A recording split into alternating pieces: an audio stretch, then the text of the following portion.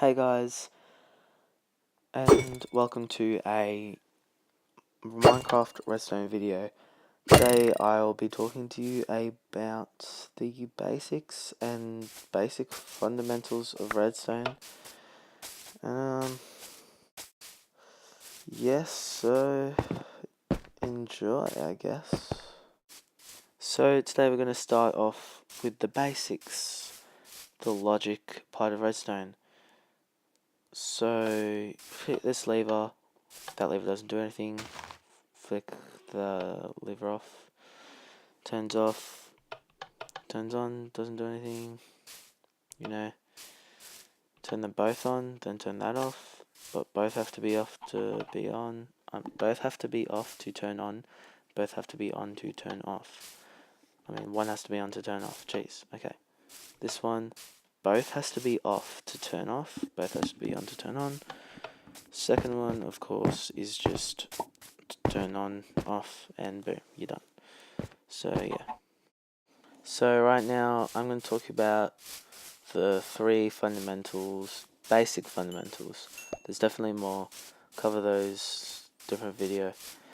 Basically, I'm going to talk about pulse, strength, and ticks. So these are ticks. Ticks are not the same as seconds. If you a repeater is a 1 tick. If you click it, it'll be 2 ticks, 3 ticks, 4 ticks, so on. So if I hit this button, as you can see, the repeater with 1 tick will turn on first, turn off first. If I just get some redstone, lantern, and the one with the most amount of ticks will turn off last and turn on last as well. And as you can see, the 1 tick pulse, the 1 tick doesn't have a delay on the rising edge of the button, but on the falling edge it does have a delay.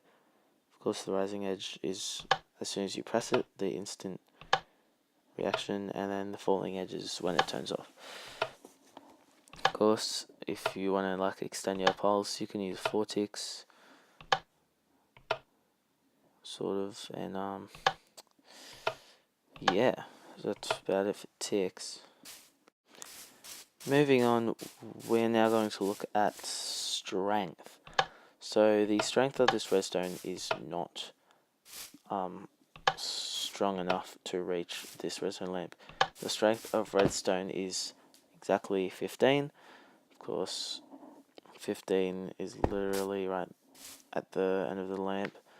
If we hit this button though, the repeater will renew that strength and turn it back into 15 as it passes through.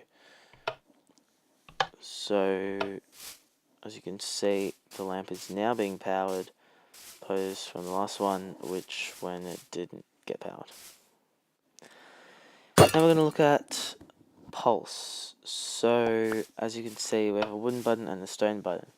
A stone button will last for 10 ticks, and a wooden button will last for 15 ticks. So, wooden button lasts longer, stone button lasts shorter.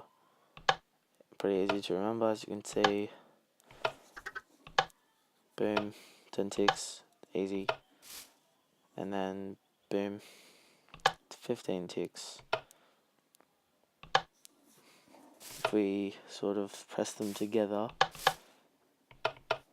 you can see that the wooden button, although pressed first, also turned off last.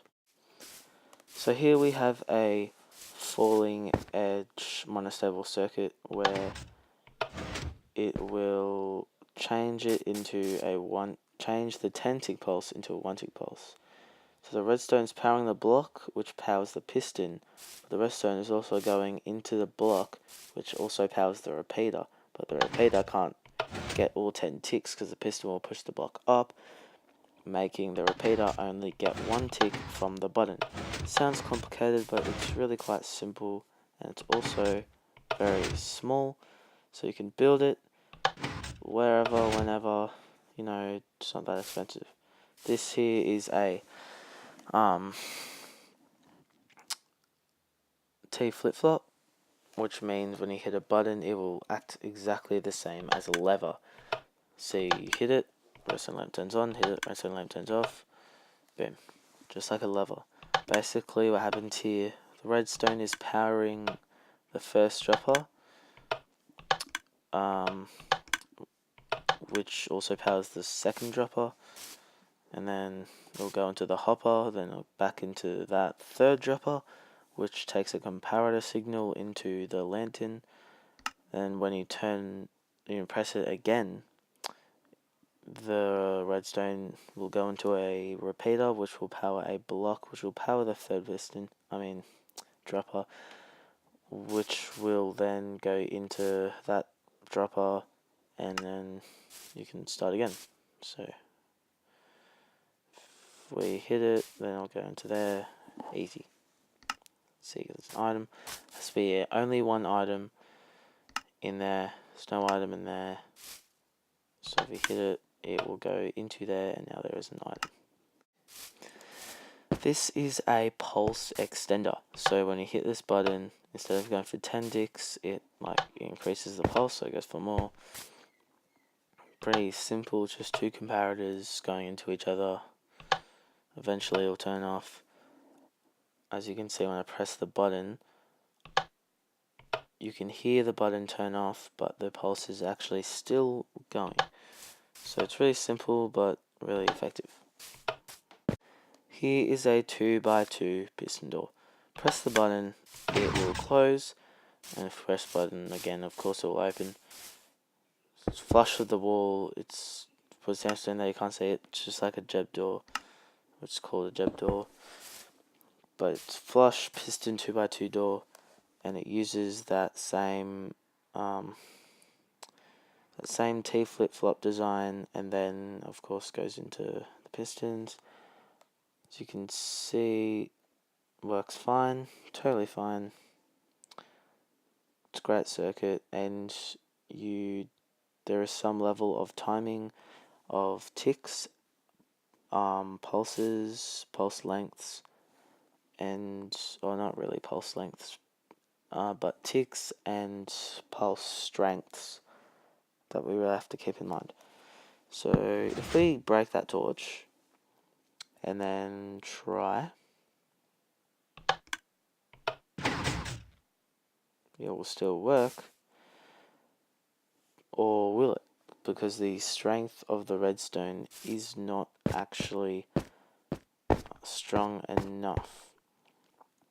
You see, this still works, most of it still works. It's like, most of it's fine, but as you can see, the redstone did not make it all the way to the bottom left piston, so it did not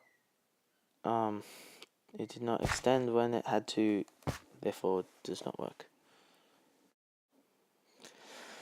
So obviously that's to do with the strength. Now that is why we have redstone torch. It will renew the pulse strength and add 2 more pulse lengths that we need.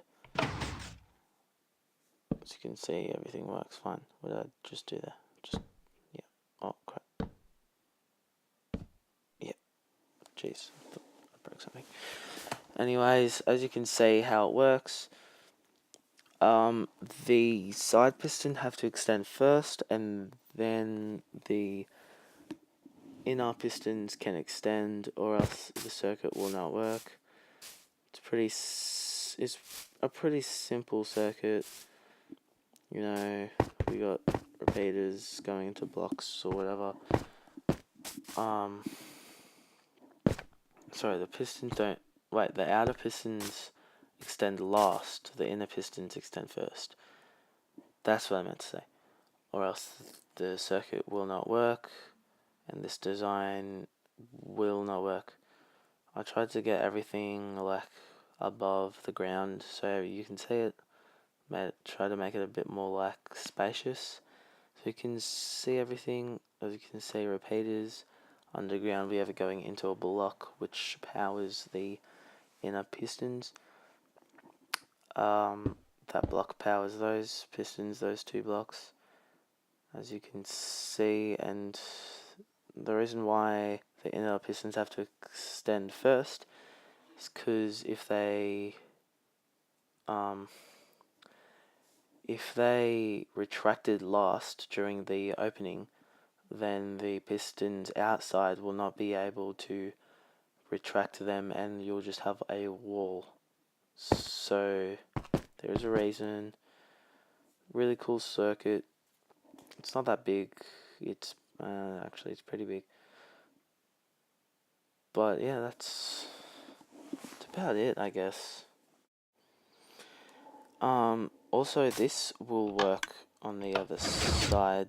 There we go. As you can see, basically how this works is it just runs a redstone line into a repeater going to the block powering that redstone dust, and then doing that whole circuit, and that's pretty easy.